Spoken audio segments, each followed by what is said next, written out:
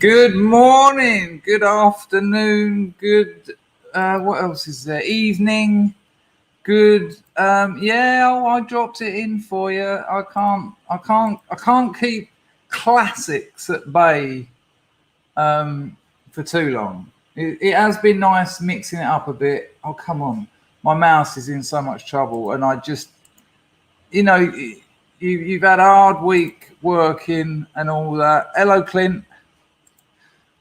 Clint, that's a name change, surely. Ah, Silurian Jimro is back. Hello, Rags. Good to see you. Oh, balls, Moslab needs telling. You know, my list of things to do before I stream has got longer and longer every time. How nice was it to see the English loyalist turn up yesterday? Pinged him an email, let him know we were back online. And he was there. It was incredible. But my mouse is causing me all sorts of damn dramas. Like sometimes you press it and it presses like about 10 times and oh God, what are you going to do? And when you wake up and you've got a day's work or you've got a weekend off or you know, you don't want to go, oh, I know, I'll get on my scooter or get in a tuk-tuk, the non-suspension tuk-tuk on some of the worst roads in the world and go and buy a mouse. And then every time I try and do some work, you can imagine writing, oh, I'll just copy and paste that bit and like a million things happen and you're like, please don't have deleted the whole thing. And I have lost paragraphs and things. And I thought I'd start by moaning about life rather than all the incredible things that I'm enjoying. Good morning to you, Alan. Thanks for that. You got the grift on the go. Always supporting this channel financially and with your presence and your kindness. So lovely to see you. I hope you're well. Are you at work or are you off work? I mean, I am getting the impression your work consists of sitting in a room just keeping an eye on people, but as a CEO myself, it's never that simple. You can delegate, but there are jobs that only you can do because the buck stops with you. And even, you know, delegation, as Alan, as a business owner, will tell you, delegation is key. Because when I first set up my business, I was doing everything. I had a mate help me a lot, but a hell of a lot actually. But you know, the bulk of the work, running the forum, sending the orders, dealing with customers, getting new products in, designing things, taking photos, researching products, SEO. And I thought, I can't delegate these jobs out. I'm the boss. I know how to do it. It's, you know, I built it this much, and it's almost a fear about handing jobs off. But if you don't, you'll go mad and you'll die of a heart attack in about, I don't know, 10 days. Yeah, plucked from the air. But you do delegate, and then that's why a business grows, because then you've got more time to do other things. And then once you've mastered that, or not even mastered, but got it to a state where it's functioning, delegate that off. Now, delegation costs money. And so you lose money, you lose profits. But because you've delegated, then you can do something else. So your business grows quicker. So you gain profits. And it's just getting that equation right. At what point do you delegate this off? And my business has gone from me. And, you know, I was working 20 hours a day with a shocking drug habit. I've told you before. Super tenants, Valium for breakfast, then go and score, then come back, then work all night, all day and all night. And now we've got like, I don't know, there's about 9 full-time staff, few part-timers, consultants. Yeah, it's a crazy world. But I think Alan's in a sort of similar position as me when it comes to work. Right, let me sort out the grift. Let's get that on.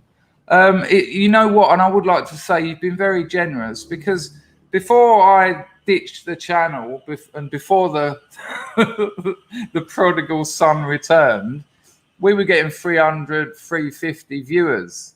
And it's easier when you got 350, you only need like 10 people to donate a fiver and it's happy days. But when you're down to 100 or so, it's difficult. But I have to say, the numbers we've got, people have been very generous, and I really appreciate it. Really appreciate it. But I'm going to be honest with you, I'm not in the best mood. Although you can always see a little smile and a little glint in my eye when I'm streaming, because I do love seeing you people. Well, yes, we'll get on to that. Silurian, we will get on to that. He's not dead. Yeah, we'll get on to that in a moment. But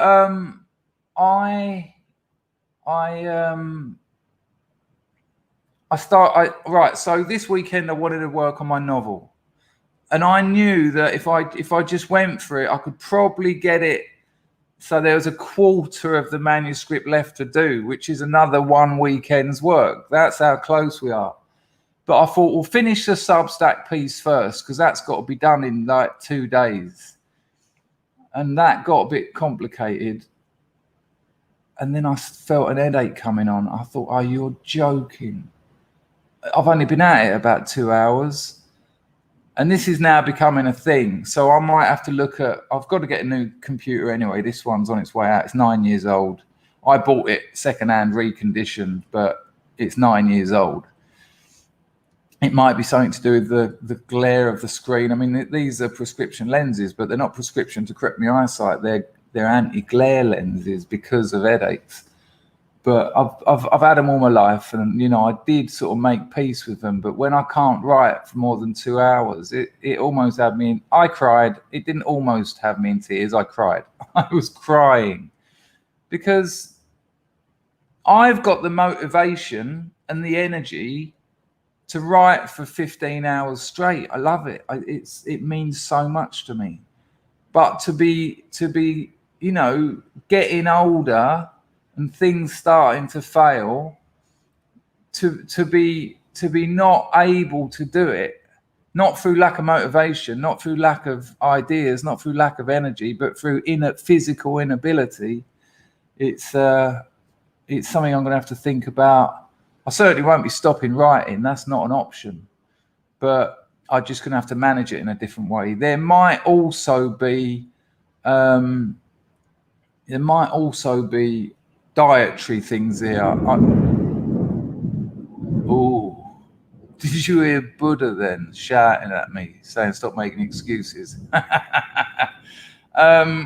It might. Okay, Aramas is coming. It's coming. Good call. The entropy link should be in the description, but I think I need to crank it up before it works. So let me do that. I can't not write. That's not happening. That would kill me. Like Paul Mumford, yeah, he's a musician, and one of his friends, who I don't trust as far as I could kick the shit out of him, he slapped Paul around the head. He said mosquito, and it was a bit like one of those slapping contest slaps, right? Burst Paul's eardrum. Can't hear top register in his left ear anymore. Now, when I say he's a musician, you've all heard his rock and roll music, his rock music, which a lot of people have been enjoying, especially me, which is a first because I haven't really listened to a lot of it. But he can't hear top register in his left ear. And he's got a PhD in musical composition. He doesn't just make rock music. He makes like concertos and orchestral pieces. And to have lost your top register in one ear just because some idiot thought, I know, I'll hit him so hard round the head, I'd be fuming. I would have bit that bastard's throat out. I wouldn't have done, because I've learned that just complicates things. But maybe he's done the right thing. Maybe forgiving him and accepting it is the right thing to do. But you know, if someone, I have actually had my hands put gaffer taped into a toaster, a bread toaster, and the button on the wall switched on, and the geezer went, "You better start talking." So weirdly, I've been there, but if someone was to smash my hands up to the point where I couldn't write, or just one of them, I mean, in fairness, you could smash up one of my hands and I could probably write a type. It reminds me of the Mitch Hedberg joke. Sorry, entropy. It reminds me of the Mitch Hedberg joke. He said you could snap off 7 of my fingers and I'd still be able to type as fast. Right, entropy link is in the description and the chat. Hi, you can join. This is how you can support this channel with a few quid. You can join the channel, in which case, starting next month, you'll get access to the private streams. Those streams are visible to everyone after they've been recorded, and they're not like this. What we tend to do is get a load of people on the screen, so there'll be like 7 or 8 of us here, just having a conversation, not me chatting at you. More of a community thing, and the different stratas, those private streams will be, 45 minutes for the bottom stream, hour and a half for the second one, 2 hours for the third one. You can do that. You can do SUBSTACK, which is a monthly donation. You set it off once. You say like, okay, £5 a month, £10 a month, whatever, and then you don't have to think about it again. Super chats, $sign down there, or entropy, which is a very good one. And that's it. I don't expect to get rich, but a few quid certainly keeps it going. Yeah, awful though, Ralph. Can you imagine what a thing to do to someone? What a thing to do to a musician. But let's go back to Mr. Metacore. I knew that he got cancer, but someone I trusted told me he died. And because he hadn't been online for so long, but Rag sent me a couple of I'm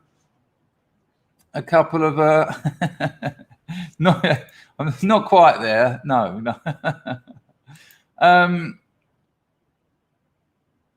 Well, no, because you get a foul if you hit with the bottom of your palm. It's a foul. 2 fouls and you're out. And they've got people watching that, and they on slow mo. You can only hit with that part, the top of your palm, and your fingers.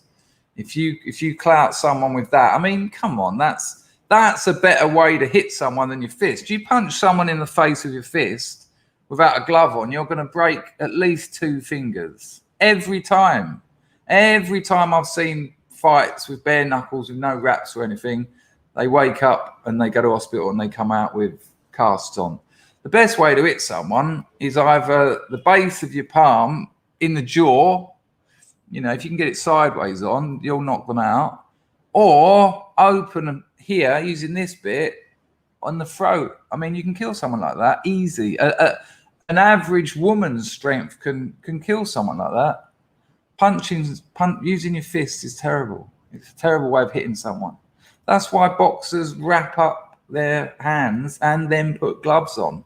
It's not to protect the opponent, it's to protect your hands.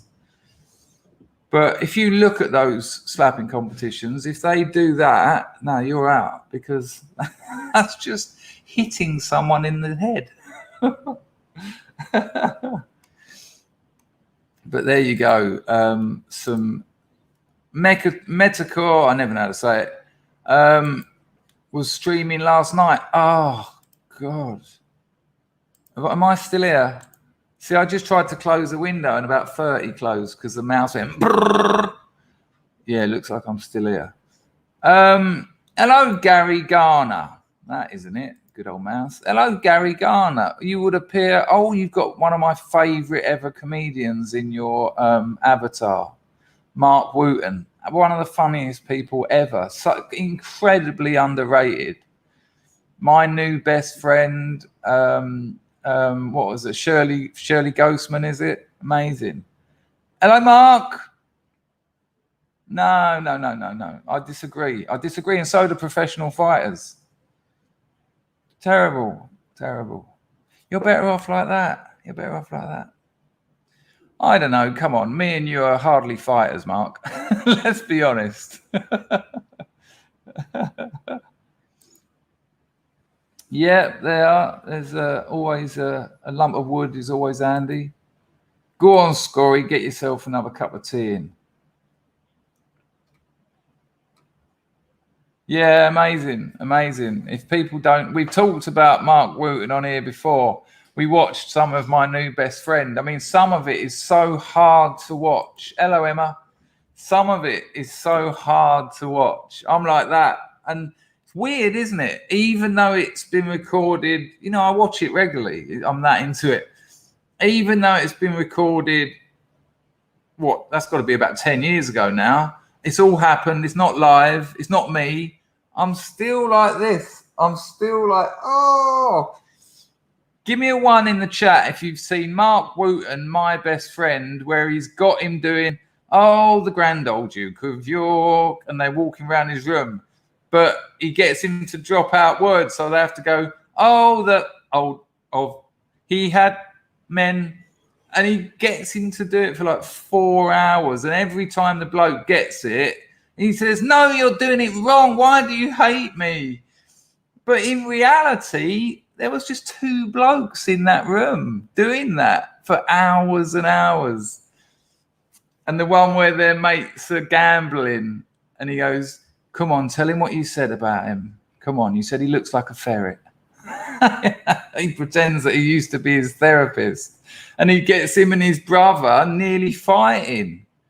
Come on, you said that Papa always loved you more than your brother because your brother's a bit slow. Come on, tell him. Come on, nicely. And it's like, he goes, what? And it's like, hang on, this is their real life. That distinction between public and private is really being like tampered with. Chris is checking out her striking elements. Hello, Zabo. Oh, there's plenty out there. Go and. The series is called My New Best Friend, and the one with the kid, and he has all his mates round, and they're all city boys, and they've got like a roulette table. It's some of the hardest viewing I've ever seen. And I think that's the same one as the Grand Old Duke of York. He had 1,000 and it's impossible to get right. It's, yes, there you go. Yes. Yeah. It's shocking. And then there's the other one where he gets some girl and they pretend they're lovers and they have dinner with the father. And she says, I'm selling my house and me and my new boyfriend are going to live on an island and set up a commune. And the dad's like, no, you're not. And this bloke's going, oh, come on now. Peace and control. Relax yourself. And this bloke goes, Sarah, outside. And I'm like, this is their real life. You can't. I mean, I wouldn't do that for 10 grand. I would not put that on my mother or any family member or close friend for 10 grand, because that sort of thing could damage you forever. Like afterwards you go, oh yeah, I know, sorry it upset you, but you know, it was just a bit of fun. And you're like, the problem is it will set off things that you've never thought about before, and you might start reconsidering them. You know, the contestant knows it's not real, but you know it. You don't know. And that's the problem with simulations. You can rob. Oh, no, mate, you've got to go and see My New Best Friend and right, we're going to have a look at Shirley Ghostman right now, because the Lady Di one is one of the funniest 2 minutes comedy I've ever seen. Right, I'm going to get a guideline strike. Hopefully they won't do what they done yesterday, but if they do suspend me, you know, just it would appear I come back. So it's 3 minutes. I've already shunted it forward. This is really funny. It's not for everyone, but prepare thyselves. I mean, I know a lot of scrubs have seen this before, but it's one of the funniest things. So So the idea is Mark Wooten, the comedian, he's pretending to be a psychic. He's pretending to be, and the people in the audience don't know that this isn't an audience of stooges. That they turned up at this town, gave out loads of leaflets, and said in the local church there's a free psychic, this Friday night. Come along, bring your friends. And then they got Shirley Ghostman, which is a Mark Wooten character. And again, it's not everyone's cup of tea, but this is in my top 3 comedy moments of all time. So you might like it.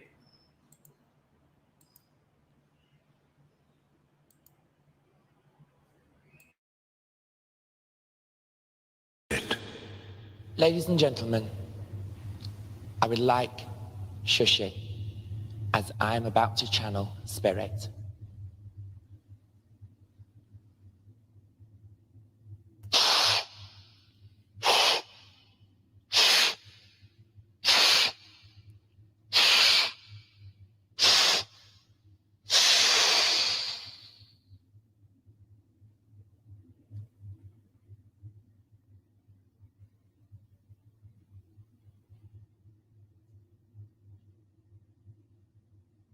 Hello, ladies and gentlemen.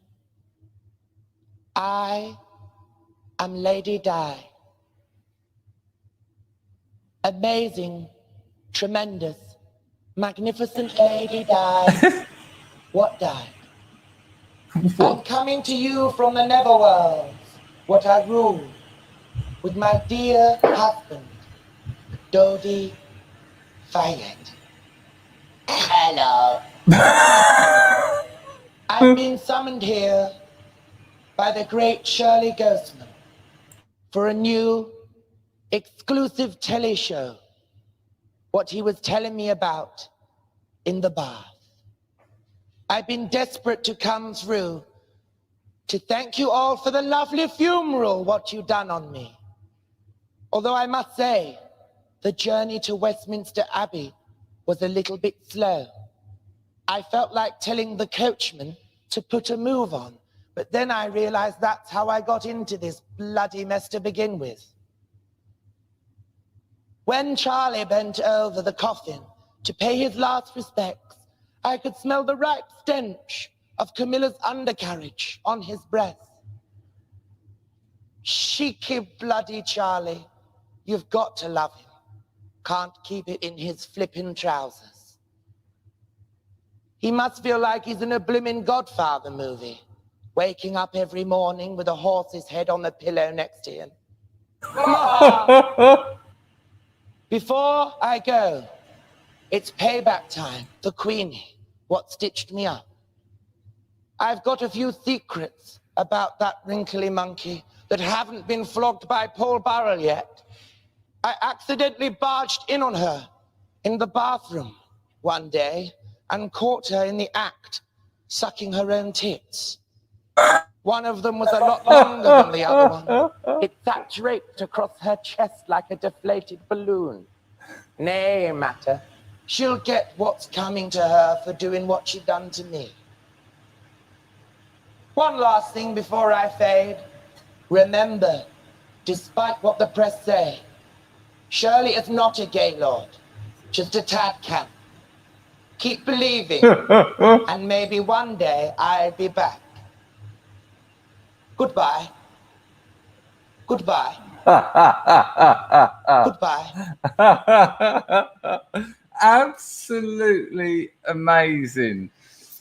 Someone said surely they'd noticed the cameras. Yeah, but when they invited them to the thing, they said this would be being filmed for TV. That, it's easily overcome. But the highlight for me is when she goes, with my lover, Dodi. Hello.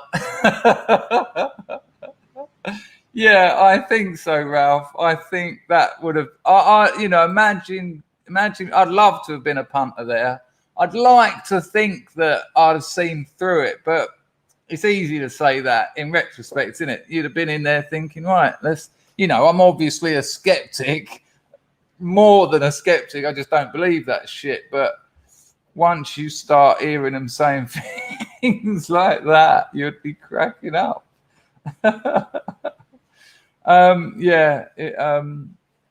He's hilarious, absolutely hilarious. He went and then he went kind of straight and done sort of like BBC sitcoms. And you know, when because that's very old, that's probably about 20 years old. But when I was younger, I was like, oh, come on, Wooten. And then you think, well, hang on a minute, he's an actor, he's a comedy actor, and he can't dine out on YouTube clips. That's not his channel. He needs jobs, and you know you have to take what you're offered. And a BBC sitcom is good money. So, Baz, his name is Mark. I'll put it in a chat. Mark Wooten.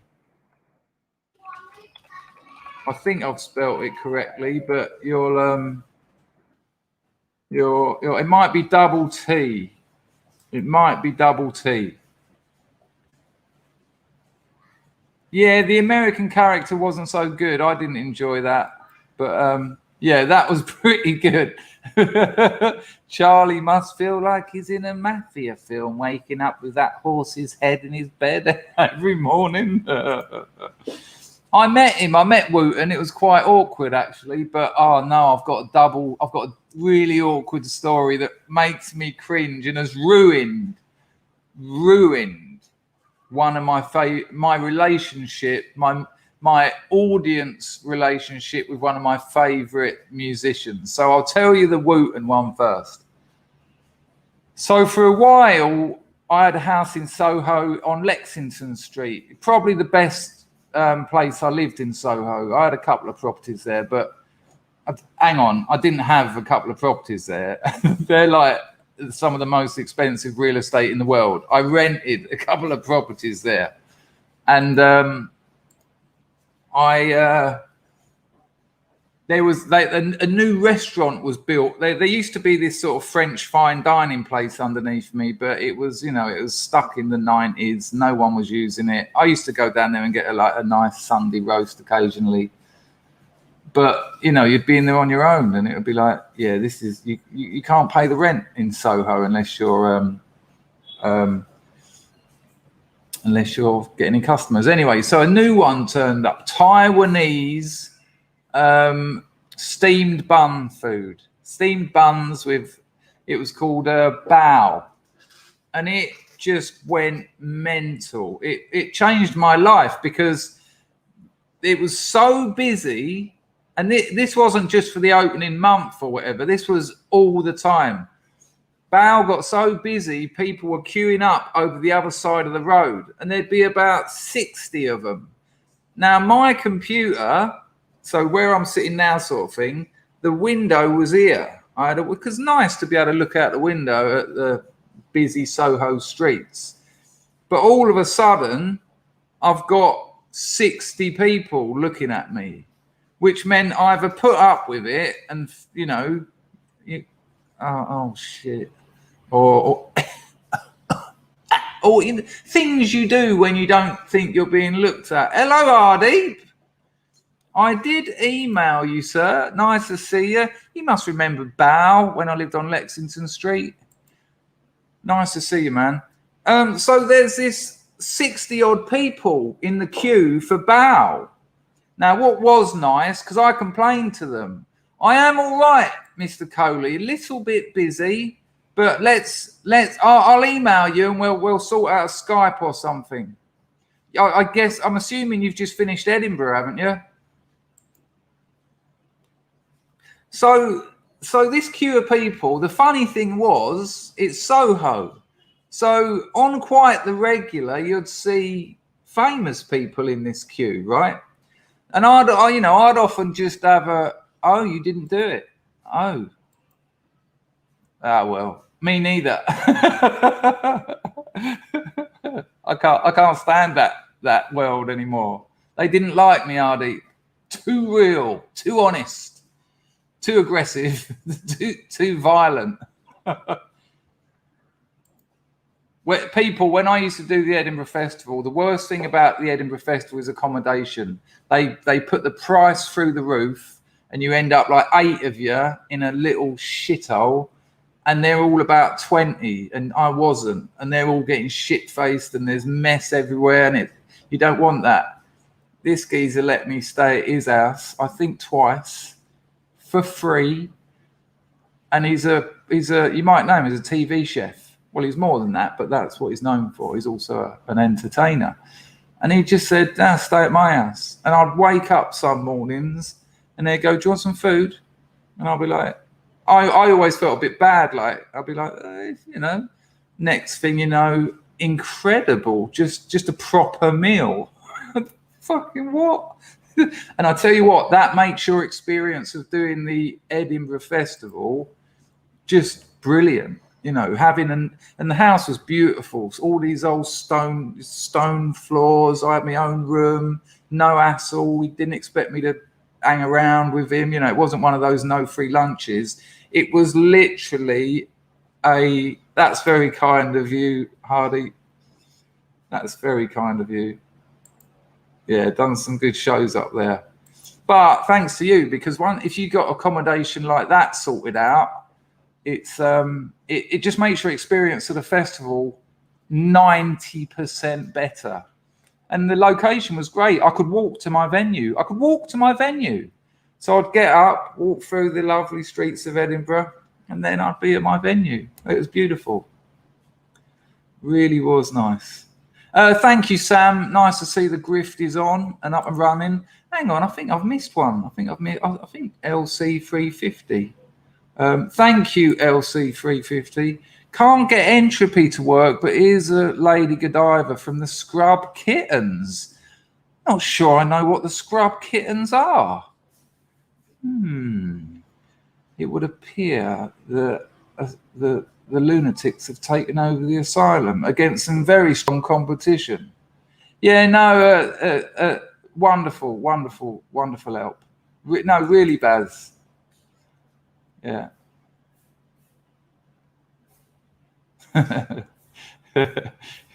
Last conversation I can remember was me and you outside Butyle, and you were like, so how's it going being in the alt-right? No, he was an absolute lifesaver really during those times. And I've forgotten to say, this will be the end of it, because it'll be well, actually he's cool. And I think it was my first solo show at Edinburgh. It might have even been my first Edinburgh when I was, not even known up there. And he got me on his show, which was a sellout 300-400 audience in one of the really well-known paid venues. He had me on stage interviewing me while he was cooking up some food. That was his show. He'd like make food while interviewing me. Didn't have to do that. Didn't have to get Mr. Nobody on. He could have got, an audience pleaser. Although I did do quite well.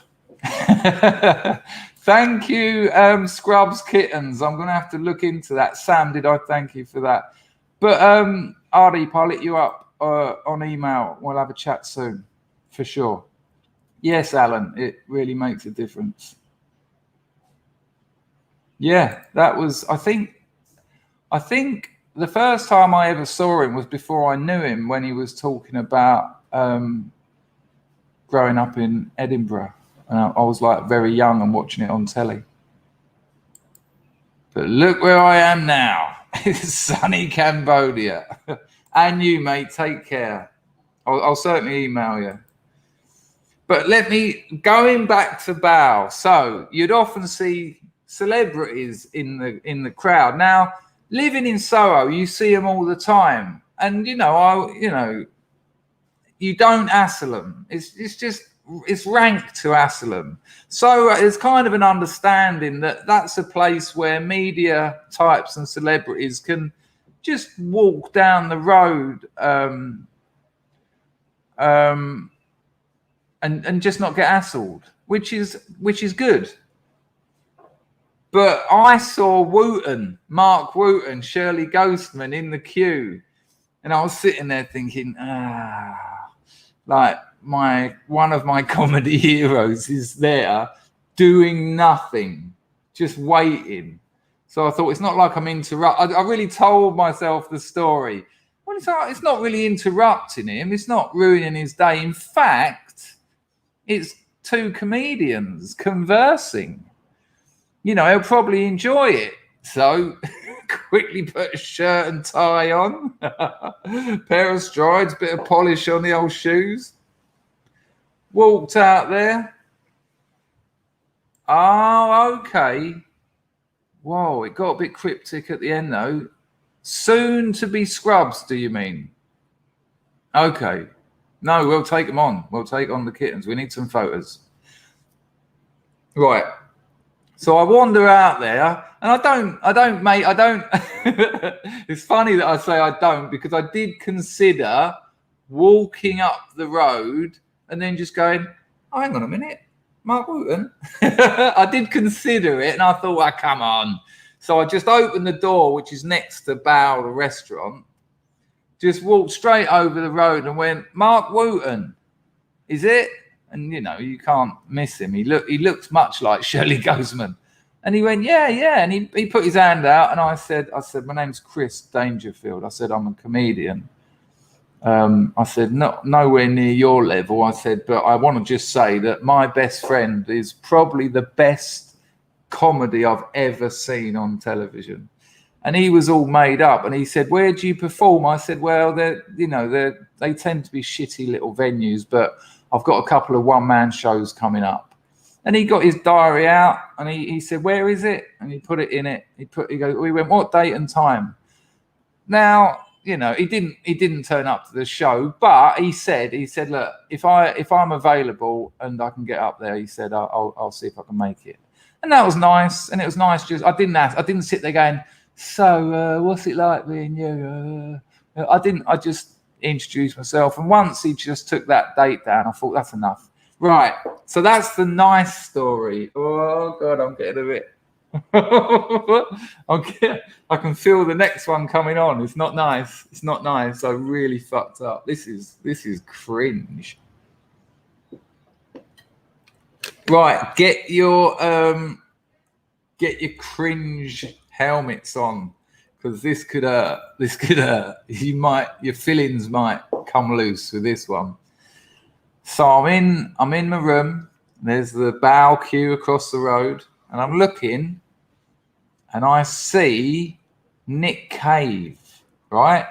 Nick Cave, who I worshipped him when I was a young man. And, you know, you grow out of worshipping rock idols in your sort of 30s. But I saw Nick Cave, and I just went, Nick Cave. And like my feet were already moving under the desk. You know, I was out of control. And I just thought, oh God, me too for you. And well, he's very well known globally. You know, he's a global superstar. It's Nick Cave, for Christ's sake. I mean, it might be an age thing, but I just thought I've got to go and talk to him. Now, Nick Cave, maybe I shouldn't tell you this bit. Nick Cave went to one of the same rehabs, whoops, that I went to. So I thought, got a little in. I've got an in. Ah, Mr. Cave. We both washed up. They carried me into that rehab on a stretcher, by the way. Hey, how's life going? Open the doors. So, put on a suit, a three-piece suit, tie. Took the shirt off, put one on with button-down collars because I couldn't be bothered to iron the collars down. All bit, polished my shoes, blah, blah, blah. Yep, that's exactly that, Windy. It's that, yeah. Nick Cave is, they used a tune. He didn't write that. He wrote an album. If there are any, LOR pal, if there are anyone into Nick Cave, you'll know the album The Boatman's Call, which for me is his best album. And the boatman's call was written when he was in the rehab that I also went to. And I can listen to those songs and I know where he's talking about. I know places and things. There's even one song on there where he talks about the Serenity Prayer and tea and biscuits, and he's talking about NA meetings. So he's got his suit on, he's got a Larry red shirt, he's got like, what are they called? What are those winkle picker boots on? So it's much like the Wooten thing, yeah? That's right. He done a few. It's absolutely beautiful. I think it's called Where the Wild Roses Grow. He's duetted with loads of great female vocalists. So I open the door. No. And I'll tell you, from living in Soho for probably about 12, 13 years, and drinking there for about 20, because don't forget I lived in Bethnal Green for a few years before I moved there, and I'd walk to Soho every day and go to the French house and drink myself silly until Jerry's opened, and carried on until the next day. And I have never done anything like this to any other celebrity in Soho, because it's just not polite. It's bad manners and it's impolite. So I bowled over to him and I went, Nick Cave. He didn't look happy. He did not look happy. He just sort of looked at me as if to say, are you actually going to do this? Right? And then I was stuck. And because I knew how awful and impolite and bad-mannered it was to do this, I was just sort of like, because what could I do? Just go, sorry, which in retrospect I should have done. I should have done that. I should have said, you know what, sorry, and got out of there. But I didn't. I thought, I can save this. I'm cool. You're no better than me, Cave. We're equals. And then I said to him, we went to the same rehab. And then he said, I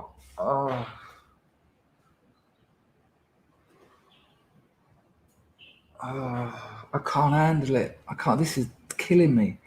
Then he said, after I've said we went to the same rehab, yeah, that basically says to everyone in that crowd, everyone who's around him, you were a drug addict.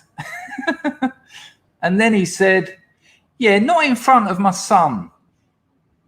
And I just looked, and standing next to him was a kid who was about 9 years old. Not in front of my son.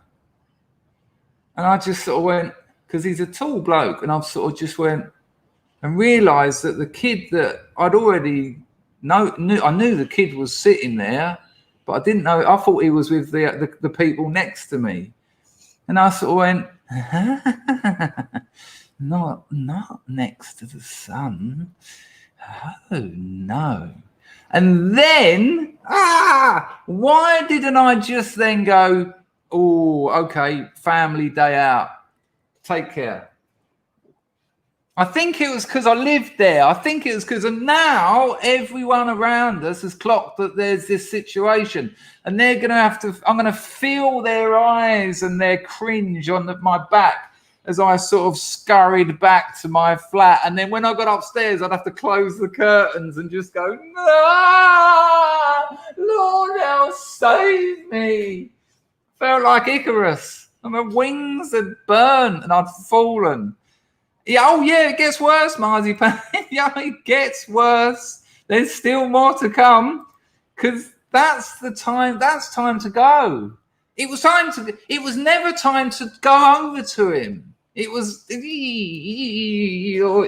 in every cell of my body at the moment. And then after he angrily said, yeah, not in front of the sun, I then said, can I get a photo?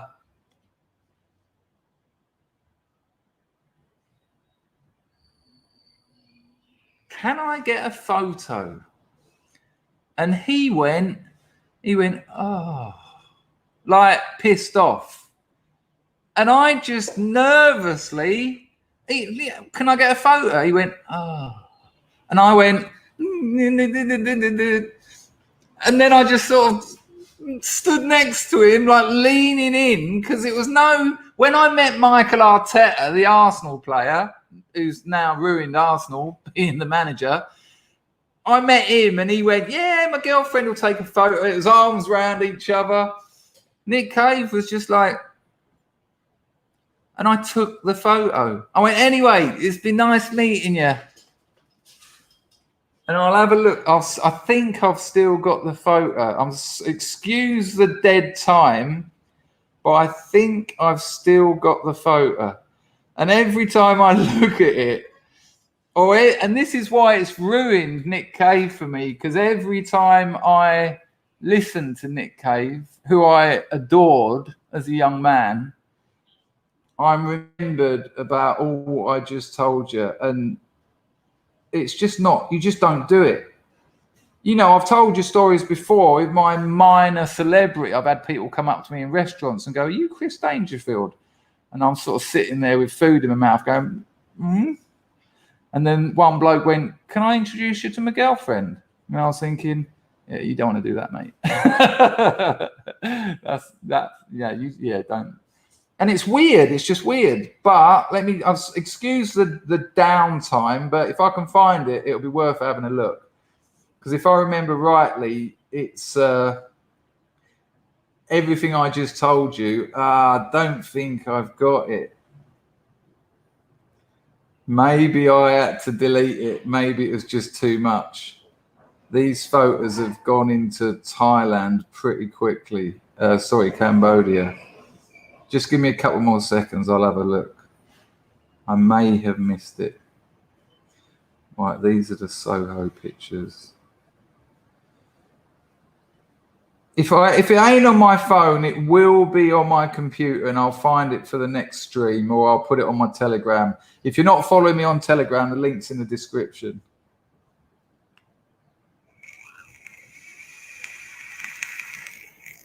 It looks like I couldn't handle it anymore, and it had to go.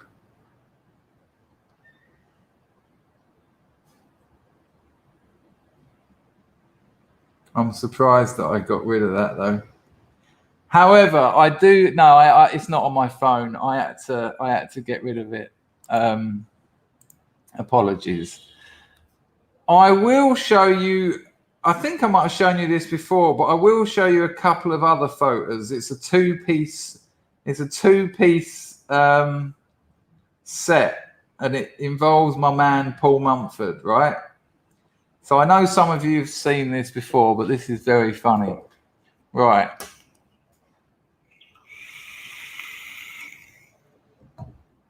So Mumford sends me a photo. I taught him how to get on the dark web. I taught him how to buy Bitcoins. This is back in the day, right? And I taught him how to do it all. And I said, there you go. There's your marketplace. There's how you get your Bitcoins. You can buy anything you want. Okay? So stop hassling me for fucking morphine. And then I get this photo from Paul Mumford, right? About 2 weeks later, he sends me this picture. I'm sure he won't mind me sharing this story with you. So there he is. Thumbs up. 4 packages have arrived. If I can remember rightly, morphine, tapentadol, dihydrocodeine, right? And bless him, he's an amateur, right? So putting him onto the dark web was probably a little bit irresponsible. But you just have to look at that face. Look, chuffed to bits. Oh, I just got an email. I'll have a look at that in a minute. Chuffed to bits, right? 4 hours later, I get this photo from his missus.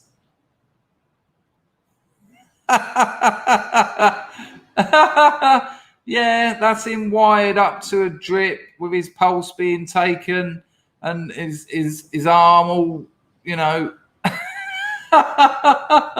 dying.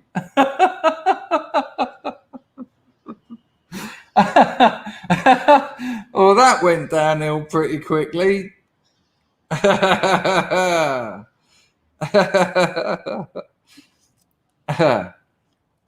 have to check my emails because I got one from someone who's watching the stream, so it might be relevant.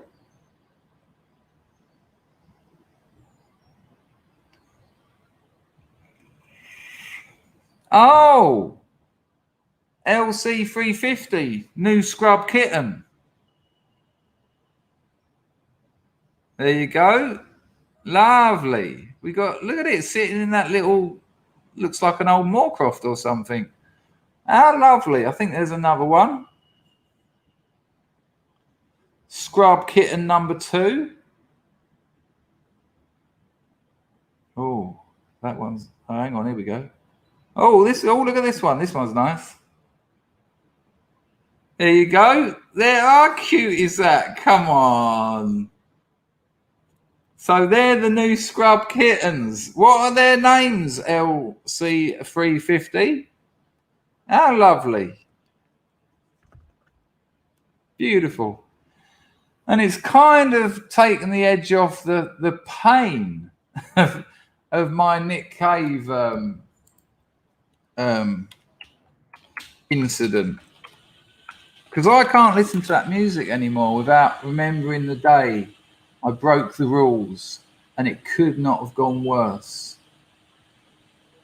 But I think I might have shown you this before. Hang on a minute.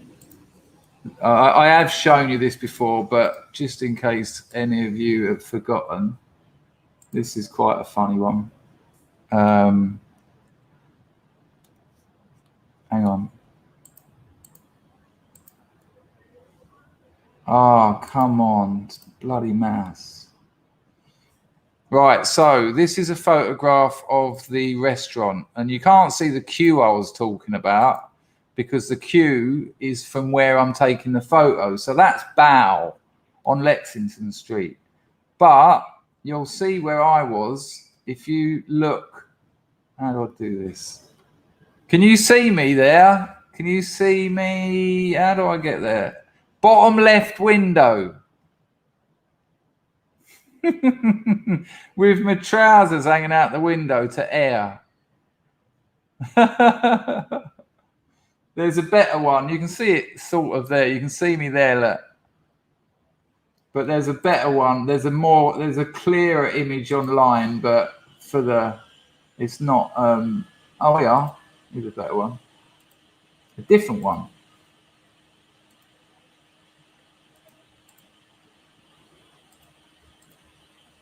Yeah, look, with me old sideburns, look.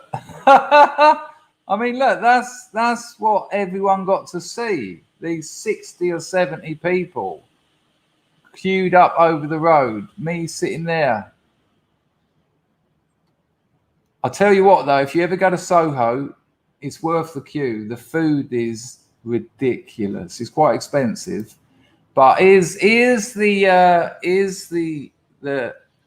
denouement. Because that queue over the road, I said to that restaurant, I said, listen, since you've arrived, my life has changed. I sit in my flat, unless I close my curtains, I've got fucking hundreds of people looking at me. I said, now I'm proud of you for making a successful business here. They were nice people, but I just sort of said, is there no other way you can do it? Can't you give out tickets or something? And she said, let me talk to the rest of the team and I'll get back to you. And hang on, let me have some water because the old nodules are playing up.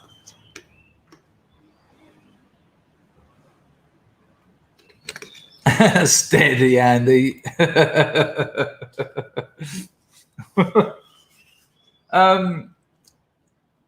Now they obviously knew me quite well because later that day she came up and knocked on my door. They were lovely people, I have to stress that.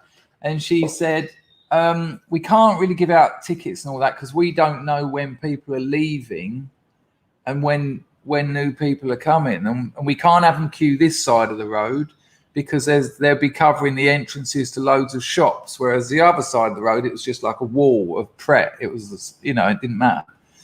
And she said, how about this? Free food. And I was like, what? I just thought, what? Hang on, because I love their food. Not only the savoury food, but also the they done a deep fried ice cream bao bun, butterscotch ice cream in a bao bun,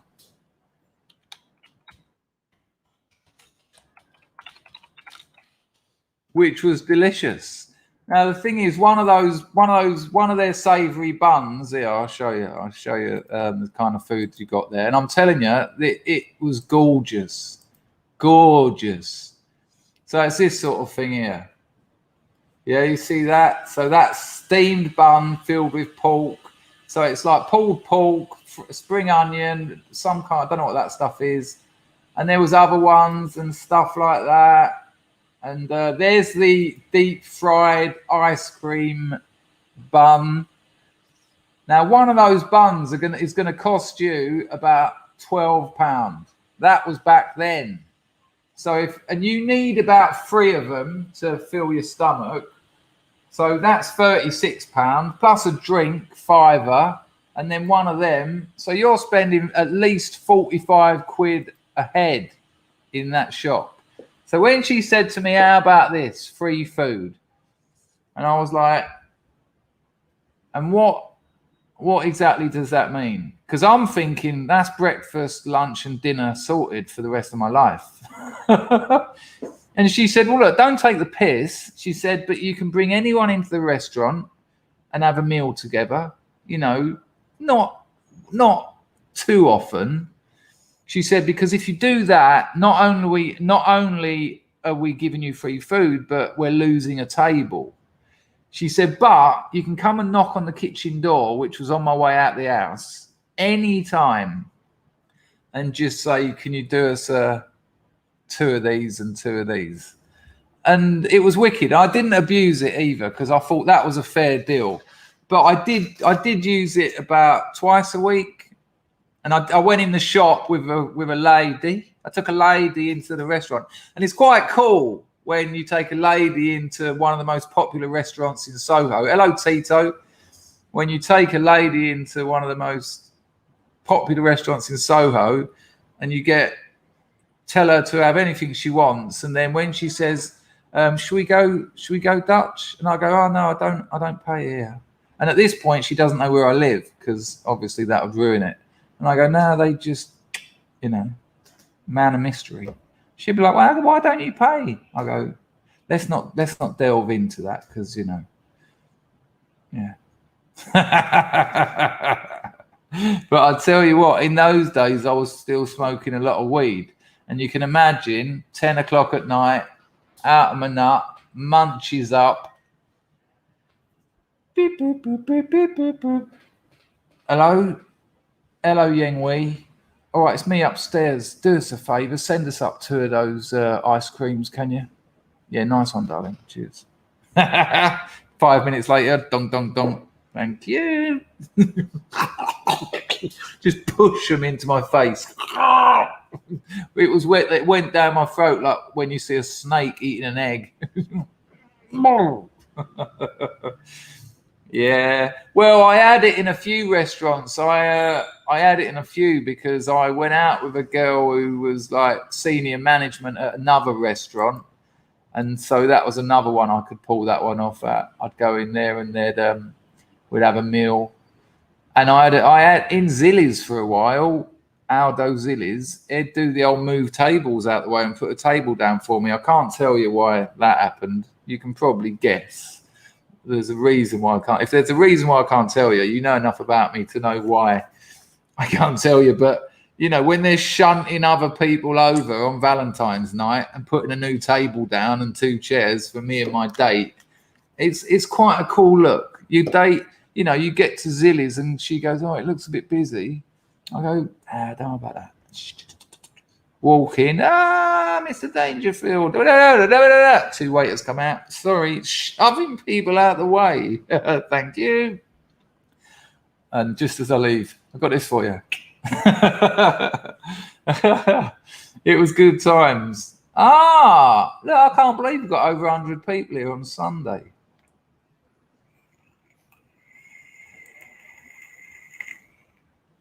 Hello, Richard. He says this. Morning. Welsh rap giants. Well, giant is relative, but I do love you. So, Welsh rap miniatures, Goldie Looking Chains' new musical offering is and you're not even joking, are you? They've actually made pro-jab propaganda, right?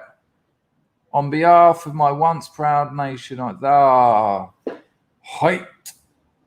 And you're not joking, no? They've actually, wow, that's really weird. Yeah, I'm with you on that. Baz, are you aware of that English expression? Maybe you're not, but yeah, it was super cool. I had it in about 5 restaurants in the end, and even in Bar Italia, which isn't so cool, but I had a tab there. So although I did pay, what I'd do there if I was on a date with a lady, I'd order, maybe a bit of food and a cup of coffee, a cup of tea for the lady. And then I go, right, should we go? She go, we haven't paid. I go, don't about that.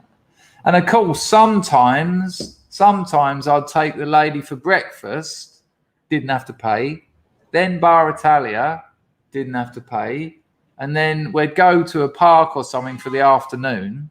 And then for the evening meal, take her to Bow, didn't have to pay. And she thinks I'm some kind of prince or drug dealer. They were quite the times. That's a terrible shame. Let's see if we can have a look at that. I wonder why you'd do that. Are they doing it for the money or for the, dare I say, kudos? I don't know. That's bizarre. Yeah, absolutely. There you go. If you don't know Baz, that's what it is. Hello, The Last of Us. Are you new around here? I don't recognise the name. You're more than welcome to the glorious house of Scrubs. Yeah, I'll take that.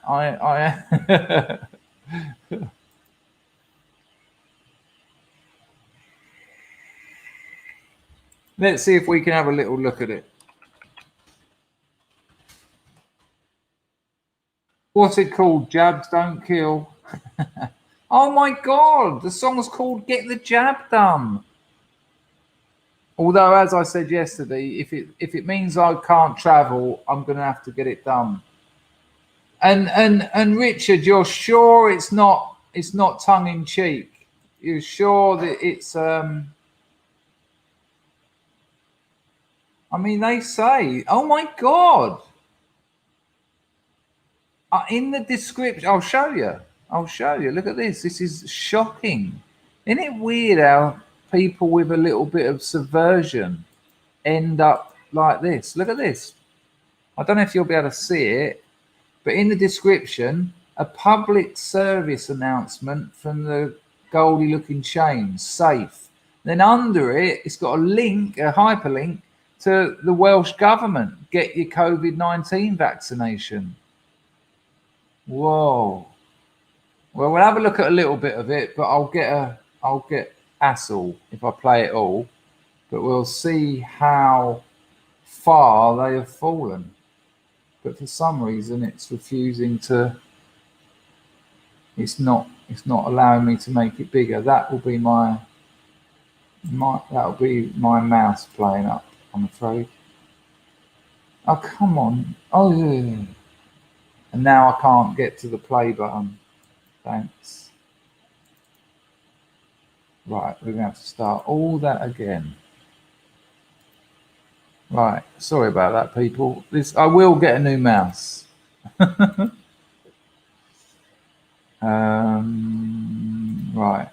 how do I do this? I do that. And then, oh, maybe because I've got about 1,000 tabs open. That might have something to do with it.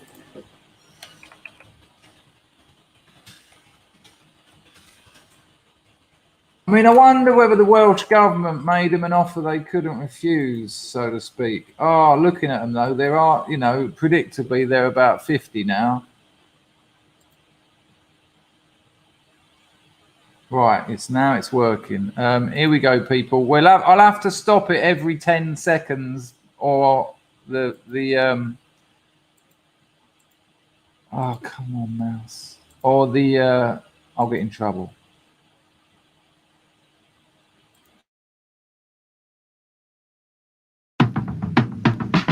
We want to see our friends and family mix. Already lost 18 months to Netflix. We need to work together to get this done. All you need is the vaccination, son. Life is pretty sorted. The COVID.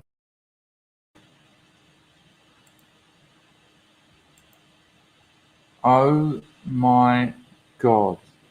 Can you believe that? Can you believe there's old men? I mean, the parody has gone to like a next level. They're now a pastiche of the parody they once were. It's like third order simulacrum. It's like, did you hear him actually say you need to get the vaccine, son? Oh right. There's my girlfriend. She won't be happy I'm streaming. Hello, my love. I'm making a video. Okay? Okay. I'll call you when I'm finished. How long? Maybe 30 minutes. What? Hey, when I called you earlier, you went, I'm busy, call me later. Yeah, maybe see you. Right, darling, guess what? Hey. Guess what? I'll call you later, I'm busy. You have girlfriend or not? Oi! Bye. Oh shit! Literally got a knife in her hand. See you later, love. Bye. Bye. Yeah. Always waving a knife at me. Right, let's go back to this shocker.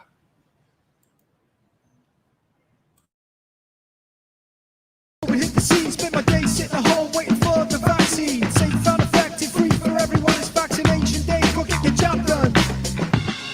Your mother's got a vaccine, oh son. Your cousin got a vaccine, oh son. Your nephew got a vaccine, that's right. It's time to get a vaccine.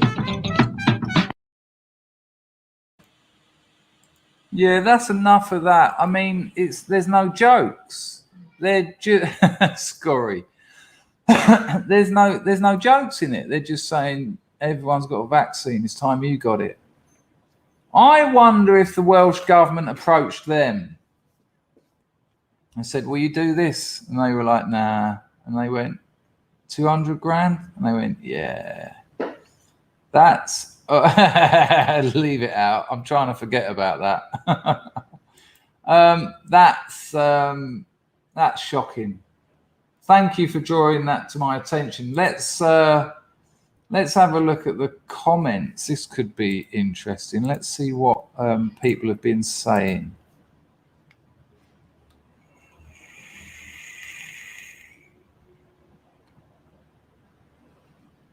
Oh, they are all on it. They're all on it. Oh, hang on. Sell out tools. How much did Dripford pay you? Richard, is Dripford a Welsh councillor or prime minister or something?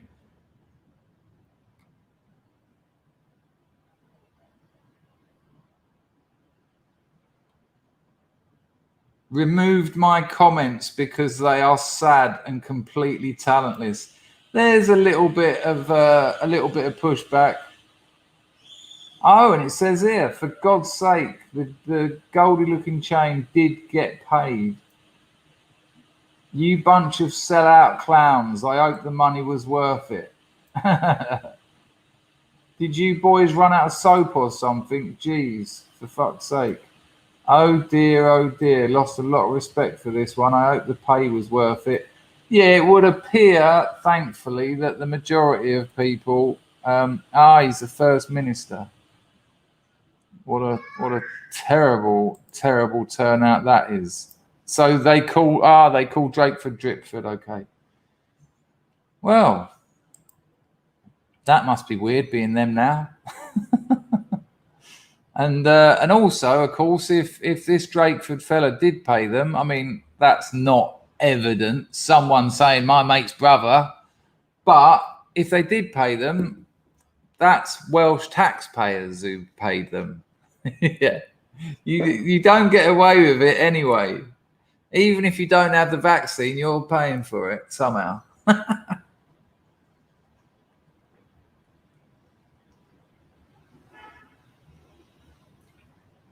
Well, you know, people change, people get older. Oh, the ratio. Good call, Andy. Maybe it isn't there. Oh, okay. Well, it's only had 30,000 views. 821 people thumbed it up. 458, make that 459, downvoted it. So there's about twice as many people upvoted than downvoted. But yeah, I think so, Tito. I mean, why would you? I can't imagine those boys were sitting around going, this is awful. Why aren't people getting vaccinated? Yes. I'll give you the link so you can add your tuppence worth if you want. Here you go, Sam. I'll put it. It's in the chat now.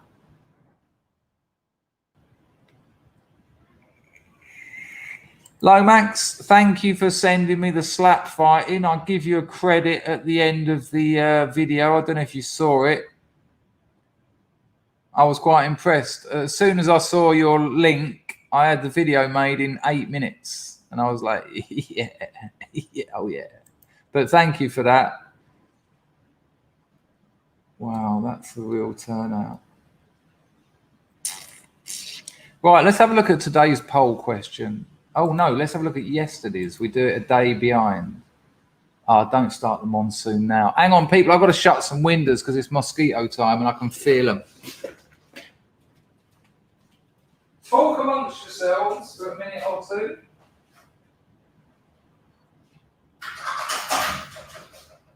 First window, check. Second window, check. Crammer pulled out of my arse crack, check. Door shut, check. Bedroom window, check. Out of breath from walking 20 meters, check. Oh, good Lord. So, by the way, RMF, if you're in the chat, you were right about the fight, Jake Paul and Tyrone Woodley. It's 10 o'clock tomorrow morning, as he kept saying. And I didn't take his word for it, and I got up early. That's probably why I got an headache. I never wake up to alarms. Awful. Oh, nice one. A share is a wonderful thing. We get new people around here. Hello, Ludwig. Front door, yes, that's that one. Yeah, it's weird. It opens into my garden, but that's also the front door. I don't know how they work it out here. Okay, hang on. Let's have a look at this. I don't like playing videos that I haven't seen.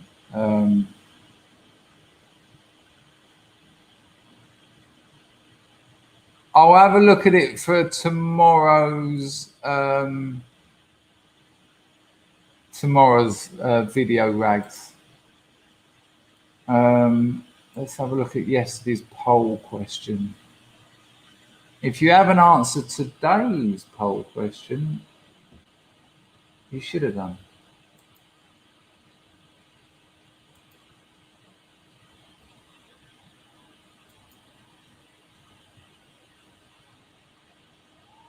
Right. Oh, we got plenty of votes tonight. All right, let's have a look at yesterday's one. Okay. So yesterday's poll question, and thank you people for getting on these because they really do help the channel and they're interesting. So yesterday I asked best holiday ever. So basically I meant, when was your best holidays? I should have made it plural, but I think most of you got the idea. And the options were when I was a kid, when I was a teenager, a lads or girls mad one, that's like your mid-20s, isn't it, or early 20s. Come on, let's all go to fucking Tenerife and get shit-faced laugh. With family or with a lover. And in at number one with 35% was when I was a child. Now that wouldn't have been my vote. In at number two with a lover with 26%. Family, number three at 18%. When I was a teenager, 11%. Lads, girls, mad one. I actually didn't put mine in there. I should have put my one in there, which was just on my own. I love going on holiday on my own. And one of the first things I cleared up with my current girlfriend when we got together was I will need to holiday on my own a couple of times a year. Because I just need to do that. I love traveling on my own. I like the unpredictability of it. I like the fact that you can wake up one morning and think I've had enough of it here. Go to the airport, see what flights are going where, and jump on one. I like that. I like that freedom that we haven't got because the world's locked down. So anyway. But we got some comments as usual. I won't read them all out. I'll cut to the essence of them.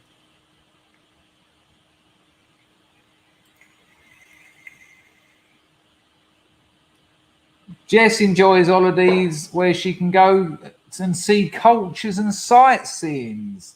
You see, I don't do that. I hate all that. I like going and getting in with the locals. I like to find the people like me, the working class people, the people that actually make the place tick over. I like to get down and dirty. You can take that as oh my God, listen to my voice. But I can't be doing all that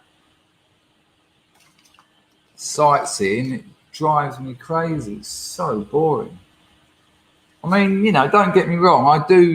I will go to like the big Buddhas and things, but more out of obligation. Emma G said, when 42 and I get her once a year 2-night glamping. No kids, just us. How lovely. So that's with a lover, really, isn't it?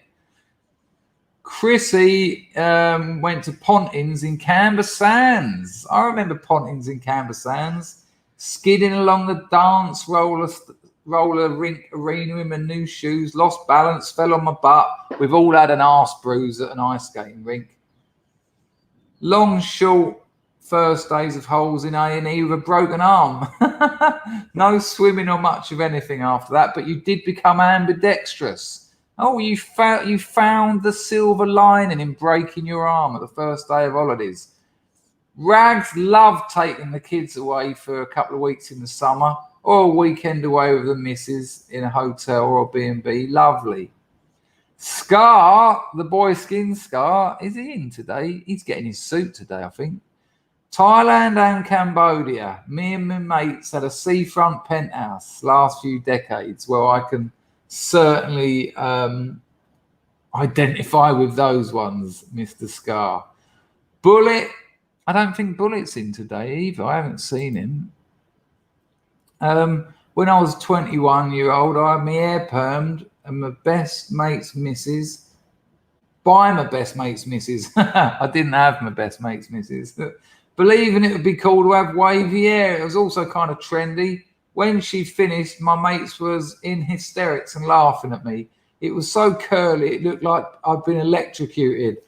I thought, no effing way. Oh, excuse me, people, I'm dying here. I can't go out looking like that. So I was faced with 3 options. Shave it off, leave it there and have everyone take the piss out of me, or get the hell out of Dodge. Back then, my late parents, God rest their souls, had an apartment in Belém, Spain, and quite literally, within 48 hours of being made to look like Shirley Temple on the good ship Lollipop,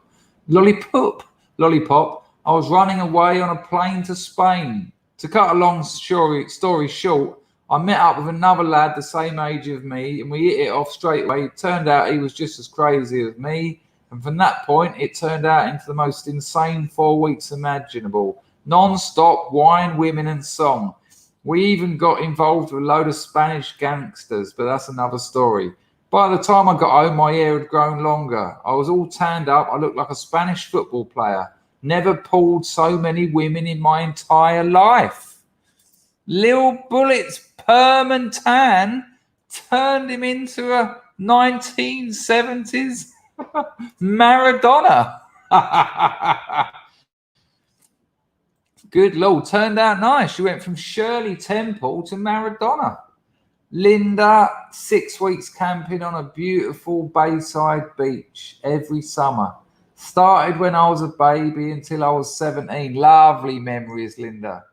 My stepdad's not mean. Says Christmas, as I've never been on holiday. I don't know if my stepdad's not mean is in today. That's sad. Unless you chose not to. Amazing Cat, are you new around here too? Lovely to have you in the glorious House of Scrubs. I'm going to Thailand and hire 1 million hookers and stay at the Pattaya Penthouse Hotel. Well, I don't know the Pattaya Penthouse Hotel, but I know Pattaya. Yeah, you will hire 1 million hookers. Believe me, there's nothing else to do there. And most of the streets in Pattaya, or Pattaya, as some people like to say, or Pattaya, or there's many pronunciations, most of the streets you walk down, they will grab hold of you. So that's all right when you leave your house for the night, because you've got a bit of, you're not drunk. And you just go, nah, get off. They'll grab your nuts. They will put their hands down the front of your trousers while you're walking. And you won't know if they're a man or a woman.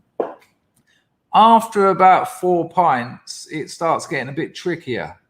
After about 8 pints, the regrets begin. And I tell you this, if you are actually going to do that, and I spent my 30s doing that, get a checkup when you get home. Seriously, because it's a dirty, dirty place. But it is, I have to say, it's full of a certain kind of adventure that I very much enjoyed when I was younger. Yes, there is that. Pattaya and Patong at the moment, they're not what they were because it's closed down, Thailand. So I'd wait till a couple of years if I were you. Packer had the time of his... Packer loves his time off with Mrs. Packer and young Master Packer. Don't need to go away. Time with them is priceless. However, there was one holiday when I was 20 with a girl who was 16. Don't judge me. I had no idea. Hey, there's nothing wrong with a 20-year-old with a 16-year-old. Good Lord. 1 week in Blackpool. Apparently there are amusements and a tower, maybe. I don't know. Anyway, I returned home broken.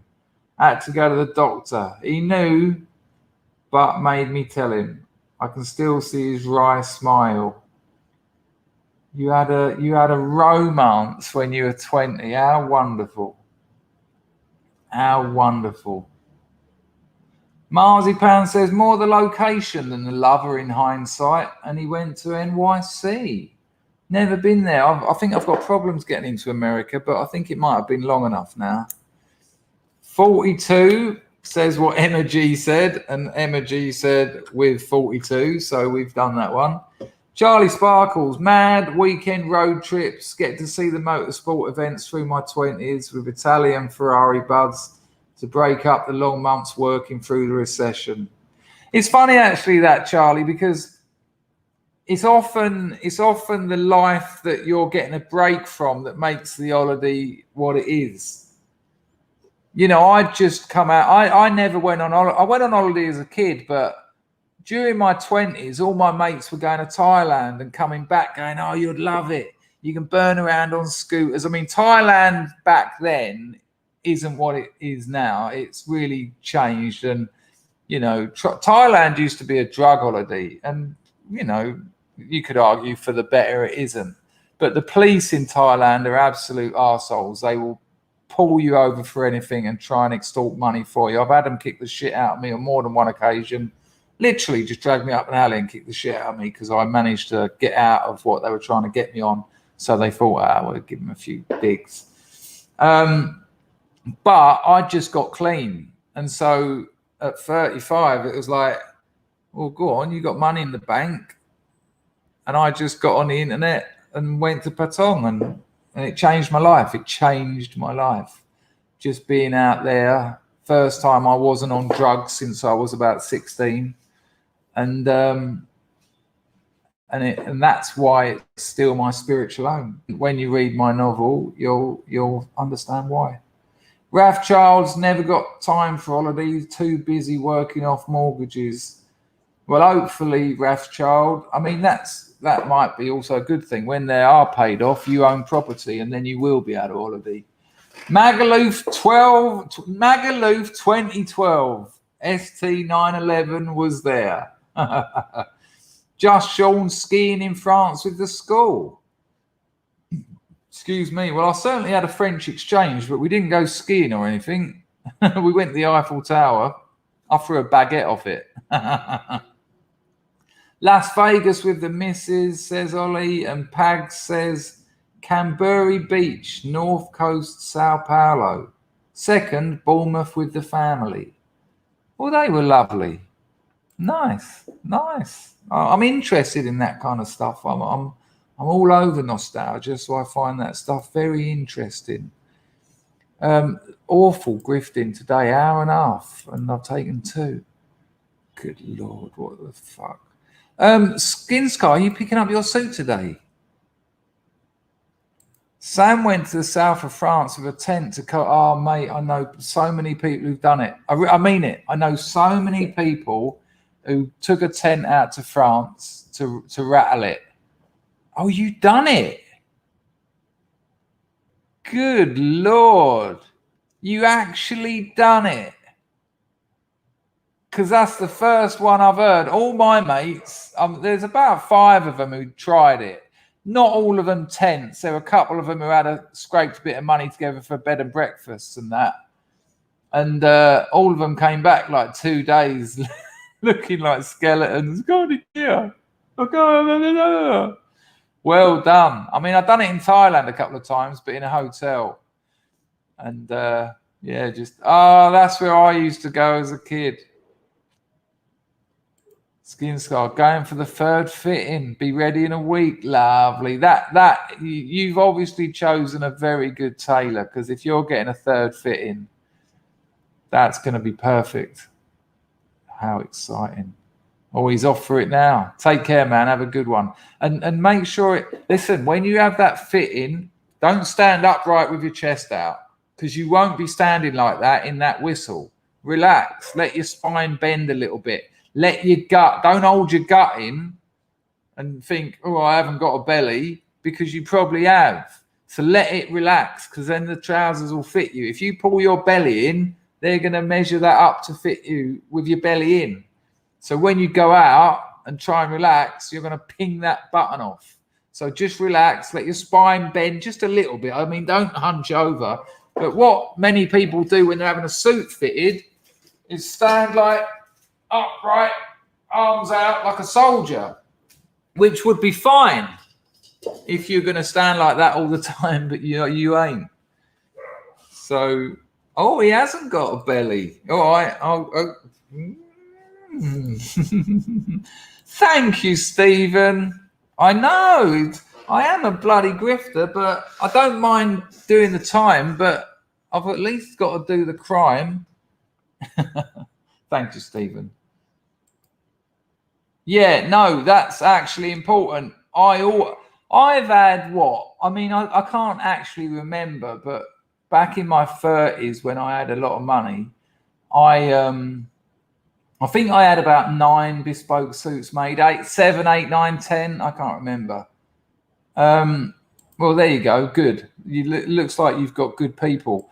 But what I would say, I always say this to tailors, plenty of cloth around my nuts. Because when you're standing up, Stephen, I took the piss in that, but thank you for that.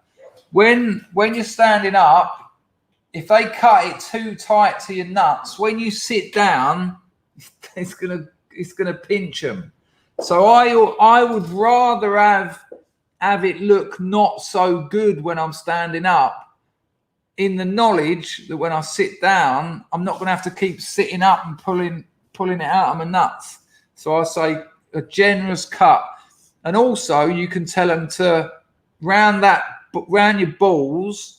Make sure that there's plenty of cloth inside. So if it does pinch, you can go back to the tailor. He can unpick it, and he can give you more room. But to do that, there's got to be the cloth on the inside to do that. Do you know what I mean? If they trim it too finely inside, there's nothing they can do about it. But yeah, I've paid $2,000 for a suit, and it just fucking hello every time I sat down, and you don't want that. But they would dodge you anyway. That I might make a video, 10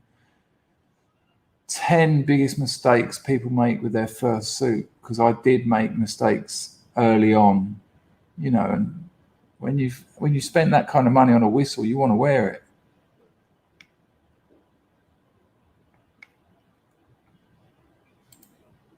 I have no idea about those Hooper. Never heard of them in my life.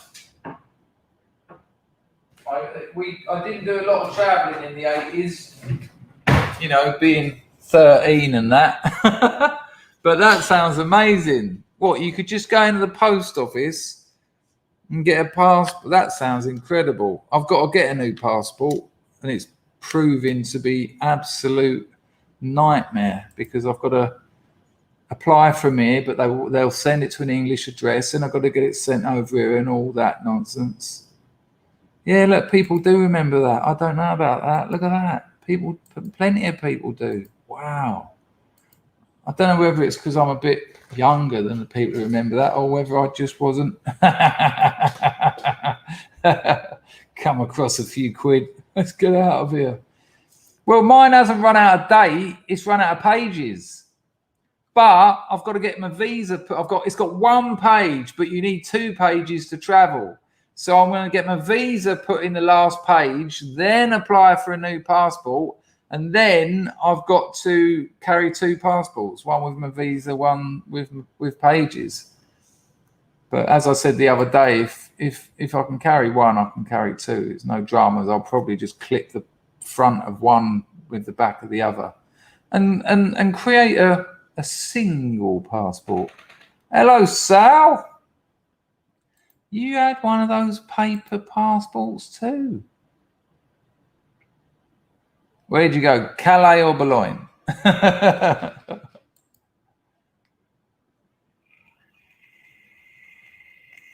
No, I don't. It sounds amazing. All you needed was the glory days of being British. That's you turn up at the post office with a birth certificate and a photo. Good Lord. It's a right run around these days. Well, for ethnic English it is. I mean, anyone else, it would appear, can just come and go as they please. There you go. That's what I was hinting at. That's incredible.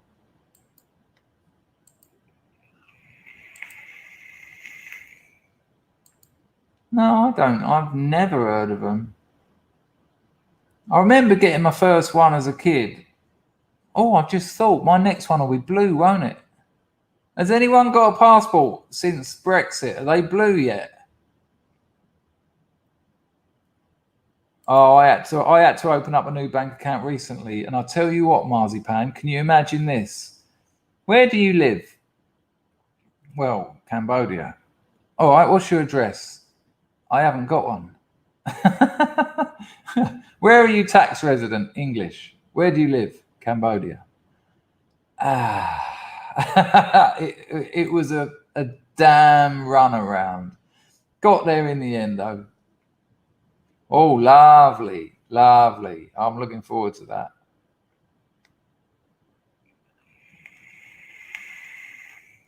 Yeah, mine was. I remember getting it. Listen to this. Hello, Matthew. Good to see you. Listen to this.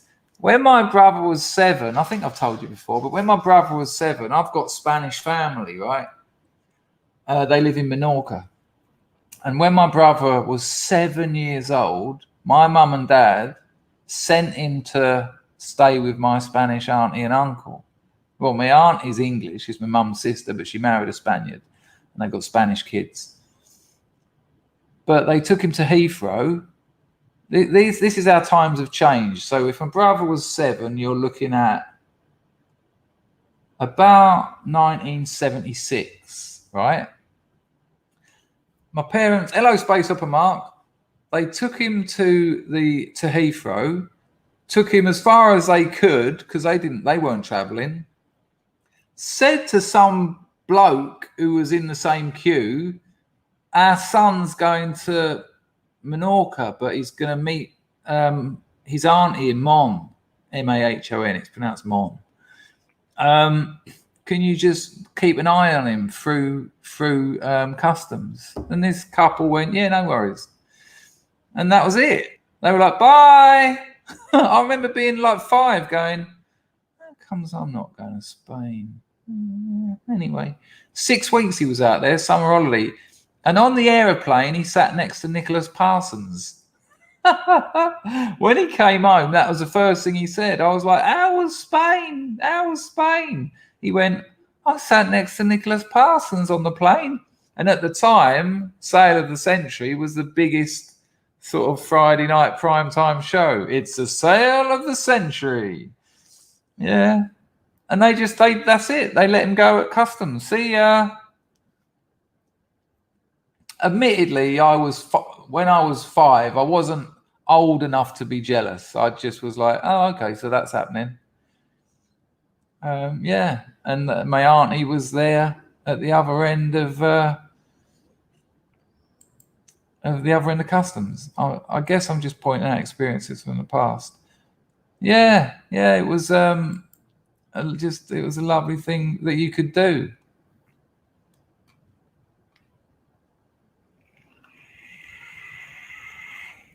But in those days, you didn't have to have your bag searched 3 or 4 times at every. No, he was always old though.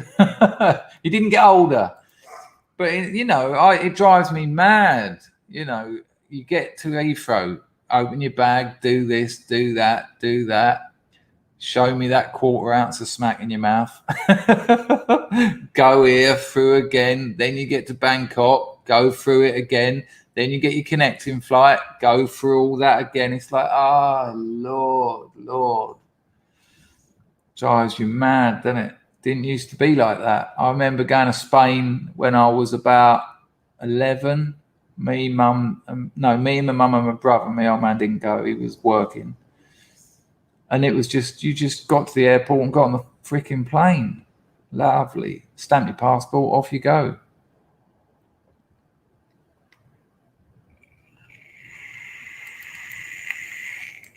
Yep. Oh, hello, Nyanthos. Yeah, good to have you back. And yeah, we're slowly getting Scrubs back. We're getting some new people along. I'm making videos as well, so I'm sure we'll have it. Back. We did have 120 people in here at one point today, but it is Sunday, and I've been rattling for nearly 2 hours. Yeah, Baz, same as that on my street. Everyone's front door was open all summer. And as a kid, you just walk into people's houses and they'd be like, all right. And they'd give you a biscuit or something.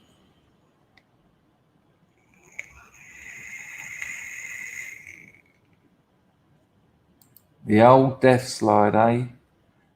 I had pretty much free reign as a kid, you know. But in retrospect, I think I could have had a few more boundaries. Like my brother was like the intelligent one, they thought. That didn't turn out how they thought. But he got into the grammar school where I went to the state comp. Sally, I went to the same school as you, by the way. I found out looking at your Facebook. But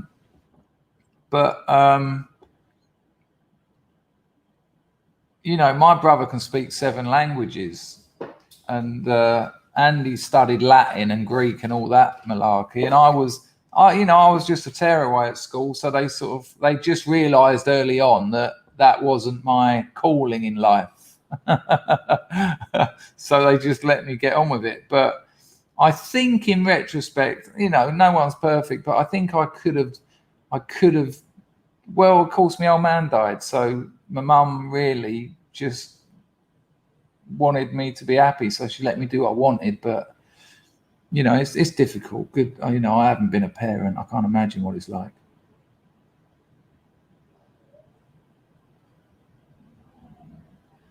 The wasp nest. Let's go and play with the wasp's nest. There's a particular. What are you talking about, Rags? I'm lost. There's a particular flying animal insect that we get out here, right? And this is no word of a lie, because my missus told me and I looked it up, and they're big. They're about that big. It's not a dragonfly, and it makes one hell of a noise as well when it comes in. Like it's got like a 2-stroke engine in there. And if you try and attack it, and you can't, you know, you get the old newspaper and you go for it or flip-flop, and it's just too good. It's got like 6 sets of wings and it can just do mad maneuverability. But when you start attacking it, it starts giving off a scent. And within about 5 minutes, there'll be about another 100 in your house. Because I've got my shoe off. And I've gone, don't worry, love, I'll get it. Because she gave me the usual line. Oh, she went, oh, him bite you, you dead. And so I thought, well, let's kill the fucker then. And as I've taken my Birkenstock off, oh yeah, I've straddled class ladders. She's gone, no, leave it. She said, you kill him family kill you. And I was like, come on. And so I've got online list of Cambodian insects, found it. Oh yeah, it really happens. It gives off some kind of God knows, and the rest of its clan know it's in danger, and they all come and get you. Welcome to Cambodia. Right, let's do this now.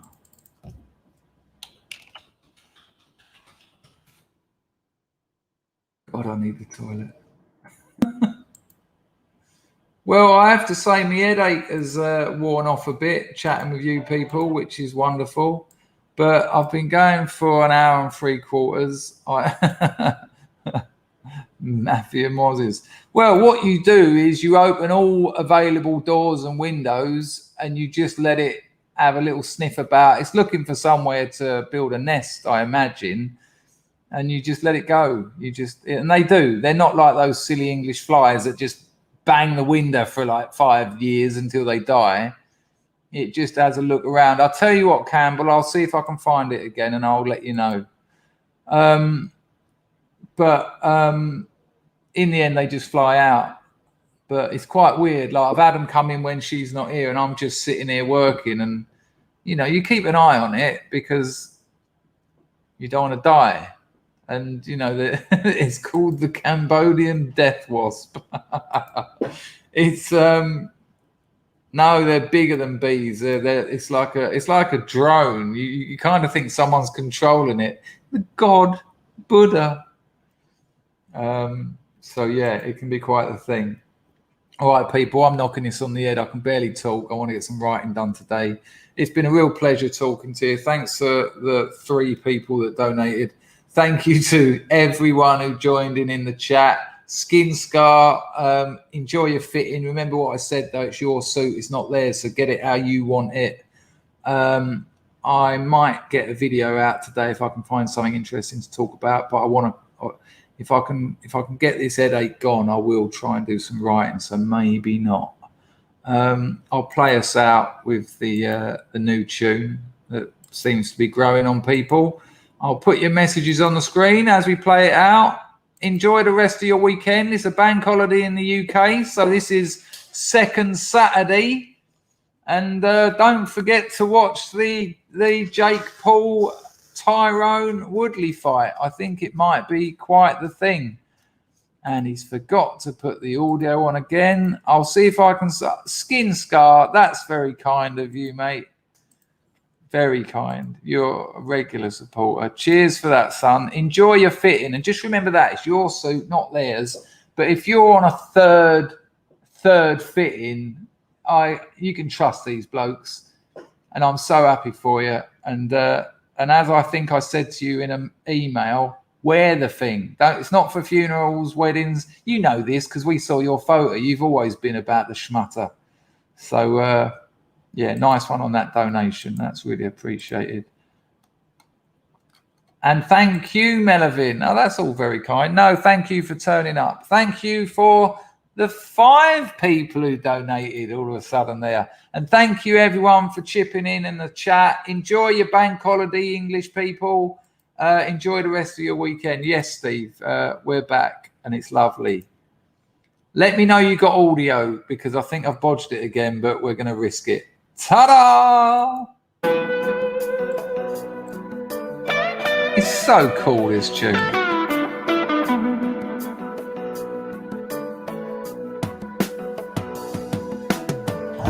What a touch.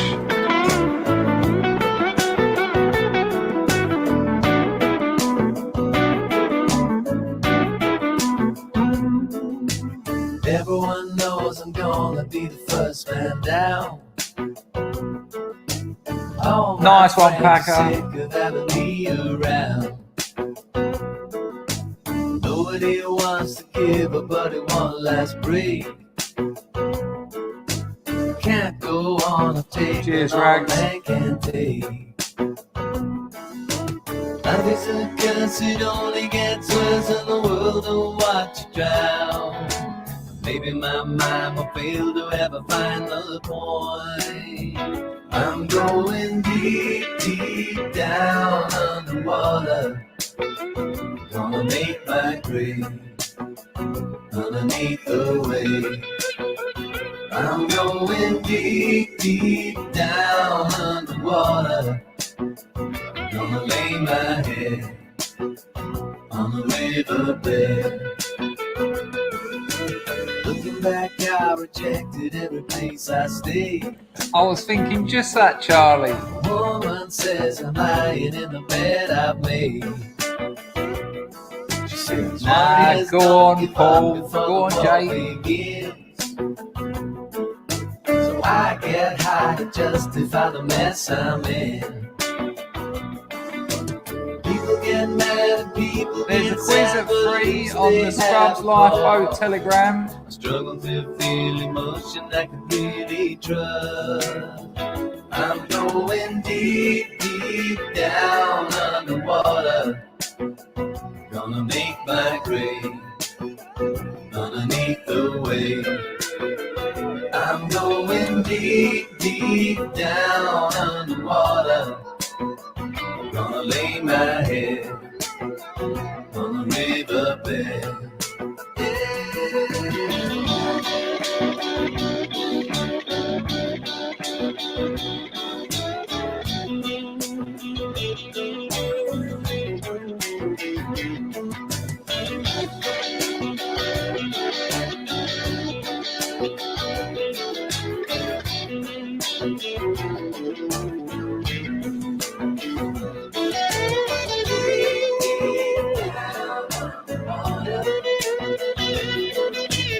I think this kiss is going to take the enamel or the porcelain off the toilet. Good Lord.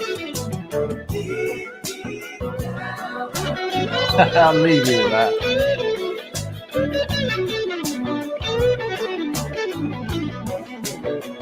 I'm going deep, deep down underwater.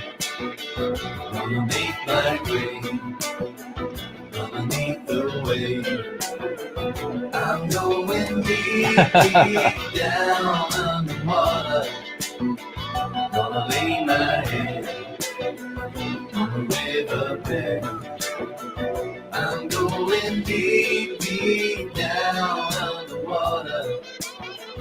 Gonna make my grave underneath the wave. I'm going deep, deep down. All right, people, enjoy the rest of your weekend. Look after yourselves. Don't forget to tell the people you love that you love them. They need to hear it. Go on, get down your own end. I'll give you a clip round here.